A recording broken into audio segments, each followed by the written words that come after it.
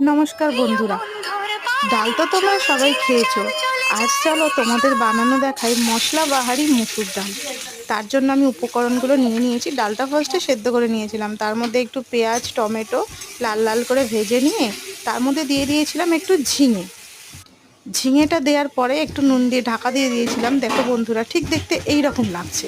তারপরে এর মধ্যে দেবো আমি একটু নুন, একটু হলুদ, একটু গুঁড়ো লঙ্কা, একটু জিরে গুঁড়ো পরিমাণ মতো দেবো। তারপরে দেয়া হয়ে গেলে আমি মশলা করে রেখেছিলাম, এর মধ্যে আদা রসুন পেঁয়াজ টমেটো একসাথে পেস্ট করা আছে। জাস্ট এটা আমি আমার চায়ের চামচের 2 চামচ দেবো। দেখো মশলাটা কষা হয়ে গেছে, তেল তেল বেরিয়ে গেছে। এবার এর মধ্যে আমি ডালটা দিয়ে দিলাম। ডালটা দিয়ে খানিকটা ফুটবে, ফোটার পরে দেখবে একটু ঘন ঘন হয়ে গেছে। তারপরে একটু ধনেপাতা দিয়ে নামিয়ে নিলাম, আমাদের ডাল রেডি হয়ে গেল। বন্ধুরা, তোমরা কে কোথা থেকে দেখছো প্লিজ কমেন্ট করে জানিও। টাটা।